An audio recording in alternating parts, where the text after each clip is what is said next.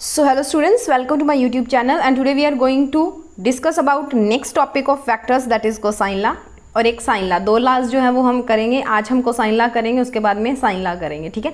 So basically जो cosine ला है वो क्यों करते हैं, हम डॉट प्रोडक्ट के अंदर यूज़ करते हैं ना। और कोसाइन ला को करने का जो हमारा सिग्निफिकेंस होता है वो ये होता है कि अगर आपको तीनों साइड पता है ना किसी ट्रायंगल की, कोई भी स्केलन ट्रायंगल हो सकता है, जरूरी नहीं इक्विलेटरल और आपका जो आइसोसीलियस ट्रायंगल है वही हो, तो उससे आप क्या कर सकते हो, जो उसके एंगल्स हैं, तीनों एंगल्स डिफरेंट उनको निकाल सकते हो। अगर आपको साइड्स पता है तो उसी को बोला जाता है cosine law. So basically law of cosine signifies the relation between the length of the side of a triangle with respect to the cosine of its angle.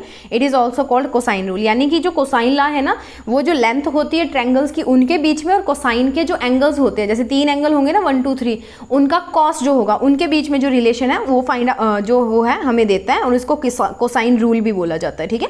Next बात करते हैं, अगर आपके पास कोई भी एक ट्रायंगल है ABC as per the statement of cosine law, जो आपके पास स्टेटमेंट होती है that is A square is equal to B square plus C square minus 2bc cos alpha के इक्वल होता है।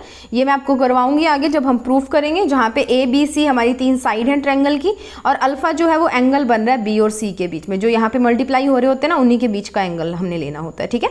सो इसमें बेसिकली क्या है ना कि डॉट प्रोडक्ट का कंसेप्ट यूज़ किया गया। डॉट प्रोडक्ट का कंसेप्ट आप कैसे लेके चलते हो कि जब भी आप R निकालते हो दैट R वेक्टर यानी कि resultant vector is equal to A plus B, A vector plus B vector. तो आप जब आर स्क्वायर करोगे तो इधर आर स्क्वायर मतलब A vector plus B vector का होल स्क्वायर होगा ना, तो आप क्या लिखोगे, A vector dot A vector तो ए स्क्वायर हो गया, B vector dot B vector B square हो गया, पर बाद में प्लस 2ab भी तो बचेगा, प्लस 2 ए वेक्टर डॉट बी वेक्टर भी तो बचेगा, तो उसमें क्या आएगा, कॉस का एंगल आएगा ना, वही कॉस का एंगल यहाँ पे लिया हुआ है।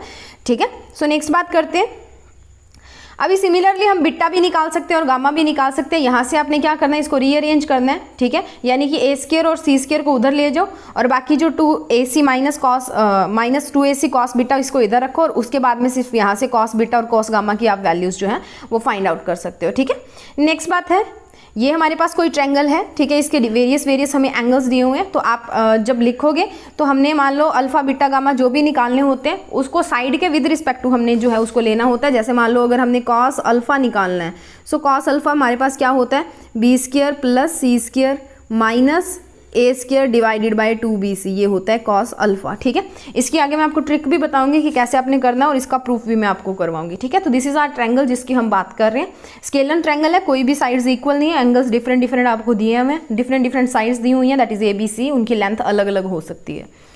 सो ट्रिग्नोमेट्री के अंदर क्या होता है, लॉ ऑफ कोसाइन के है, उसको कोसाइन रूल या कोसाइन फॉर्मूला भी बोला जाता है। जो लेंथ ऑफ ट्रायंगल यानी कि उसको लेंथ जो होती है ट्रायंगल को उसको किसी एक एंगल के साथ जो है वो रिलेट करता है। ठीक है। इसका मतलब क्या है कि if the length of two sides and angle between them is known for a triangle then we can determine the third side.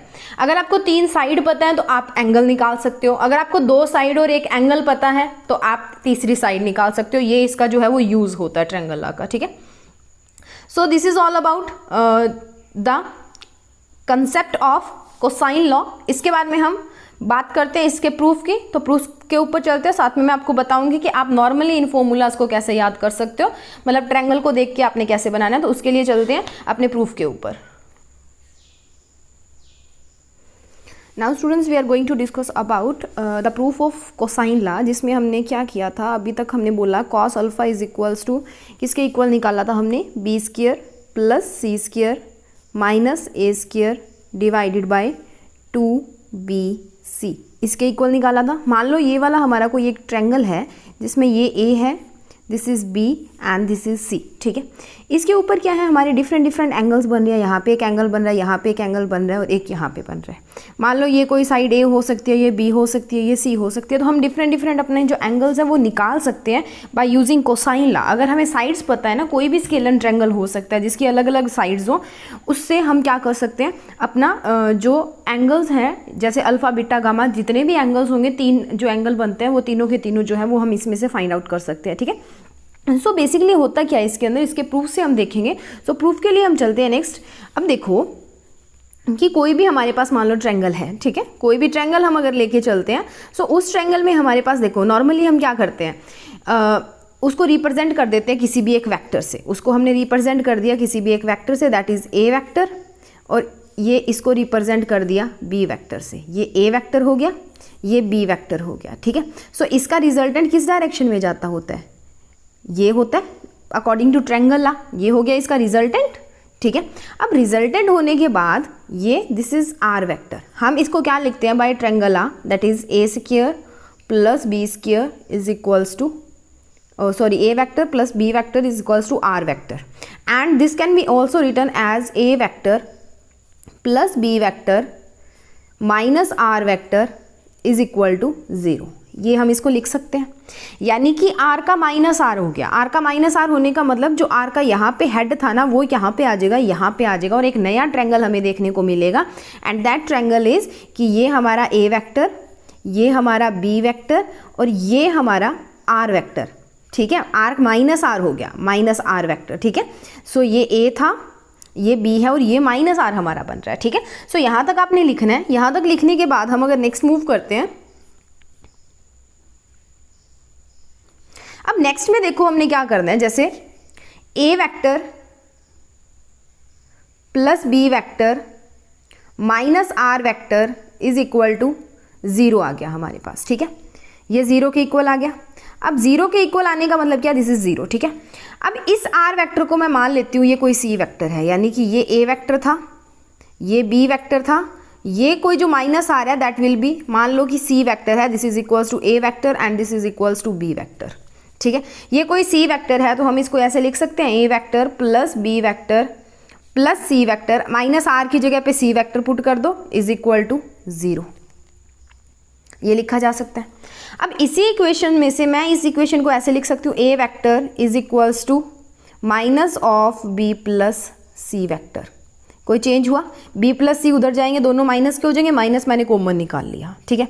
अब इसका अगर मैं मोड ले लूँ, दोनों साइड मोड ले लेंगे तो ये माइनस इधर खत्म हो जाएगा, माइनस खत्म हो जाएगा, मोड से बाहर आते ही माइनस क्या होता है, खत्म हो जाता है। ये यहाँ तक क्लियर हो गया, ठीक है। अब हमने क्या करना है, स्क्वेयरिंग बोथ साइड्स। अब हम करेंगे स्क्वेयरिंग बोथ साइड्स। तो स्क्वेयरिंग बोथ साइड्स के अंदर हमारे पास देखो क्या बनेगा, हमने अभी तक बनाया, दैट इज a वेक्टर का magnitude is equal to magnitude of b vector plus c vector. अब आपने क्या करना है, SBS करना है। SBS मतलब स्क्वेयरिंग बोथ साइड्स। SBS किया तो हमारे पास क्या बनेगा, a का स्क्वायर, आपको ये चीज़ पता है। अब हम कोसाइन ला कर रहे हैं ना, तो a का स्क्वायर करने का मतलब a डॉट a करना, और which is equals to a square होता है। सिमिलरली हमारे पास यहाँ पे क्या बनेगा, b प्लस c वेक्टर का होल स्क्वायर, ये बनेगा।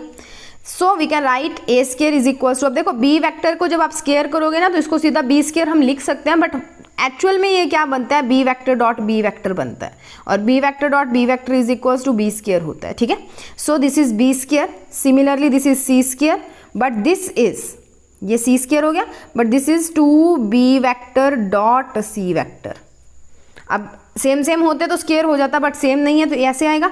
अब डॉट प्रोडक्ट हटाते हैं तो क्या आता है, कॉस का एंगल आता है ना। अब उसी कॉस के एंगल के ऊपर बात करेंगे, इसको यहाँ तक नोट डाउन कीजिए, उसके बाद में नेक्स्ट बात करते हैं नए जो मेन कंसेप्ट है उसकी, ठीक है। अब क्या हुआ, ये हमारे पास ट्रायंगल था, this is a vector, this is our b vector and this is our c vector, और you can write it as resultant vector, b vector, a vector and c vector, ठीक है। अब यहाँ पे मान लो ये जो साइड है हमारी, इसकी लेंथ है c, इसकी है b और ये है a, इतनी लेंथ की है, ठीक है। हमने ये लेंथ मान ली। दिस एंगल, ये वाला एंगल जो हमारा बन रहा है that is equals to beta, ये एंगल जो हमारा बन रहा है that is equal to gamma, और ये वाला एंगल जो हमारा बन रहा है that is equal to alpha. यहाँ तक क्लियर हुआ, ठीक है। अब हमने क्या करना है, a b, मान लो हमने इन दोनों के बीच में एंगल निकालना हो कि a वेक्टर और b वेक्टर के बीच में कितना एंगल बन रहा है। सो आप बोलोगे दैट इज गामा एंगल। मैं बोलूँ कि b और c के बीच में कितना बन रहा है, आप बोलोगे अल्फा। फिर बोलेंगे c और a के बीच में कितना बन रहा है, तो आप बोलोगे that is gamma, sorry beta, but ये गलत है। हम क्या करते हैं, ये हमारा ट्रायंगल है, मान लो, इस फिगर को समझना, ठीक है। ये हमारा ट्रायंगल है, इसको थोड़ा सा छोटा कर देते हैं,